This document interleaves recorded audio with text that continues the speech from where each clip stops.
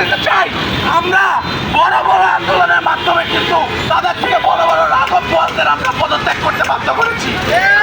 তারা এখন আমাদের কাছে চুনোপুঁটি মাত্র। আগামীতে দেখে নেওয়া যাবে যদি আমলারা সঠিক পদক্ষেপ গ্রহণ না করে তবে ছাত্র সমাজ আবার জাগবে। তারা যে গণ অভ্যুত্থানটাকে ব্যর্থ করার চেষ্টা করছে, অপচেষ্টা চালাচ্ছে, এই দায় কার? এই দায় কি জনগণের? এই দায় কি ছাত্রর? না এই দায় আমলাদের?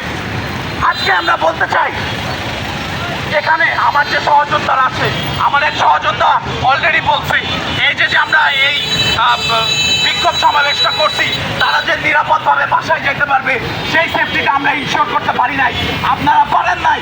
আমরা 24-এর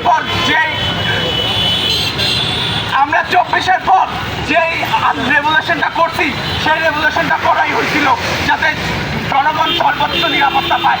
একটা রাষ্ট্র কাঠামোর, একটা রাষ্ট্র জনতাকে যা যা দেওয়া প্রয়োজন সেগুলো যেন জনগণ পায়। কিন্তু আজকে আমরা দেখতে পাচ্ছি আমাদের এখানে আমরা বিক্ষুব্ধভাবে দাঁড়িয়ে আছি। কেন? কারণ আমার বোনের নিরাপত্তা নাই, আমার বোন রাস্তায় ফ্রিভাবে হাঁটতে পারে না। অথচ আমরা স্বপ্ন দেখি উন্নত বাংলাদেশের, সমৃদ্ধ বাংলাদেশের। কই সেই সমৃদ্ধ বাংলাদেশের স্বপ্ন? কোথায় সেটা রয়ে গেল?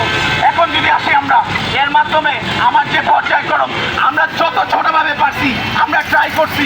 আমরা চাই জনগণ, সাধারণ নাগরিক সবাই নিজ নিজ পর্যায় থেকে নিজের বোন, নিজের কন্যা, নিজের স্ত্রী সহ যে সকল মহিলা আছে, নিজের মা, নিজের বোন, ফুফু, খালা যেই থাক না কেন সবার নিরাপত্তা নিশ্চিতে কেন অগ্রাধিকার ভূমিকা পালন করে। ধন্যবাদ এবং এই দোয়া রেখে চাচ্ছি ইনশাল্লাহ এনপিসি কোনো এক সময় সফল হবে।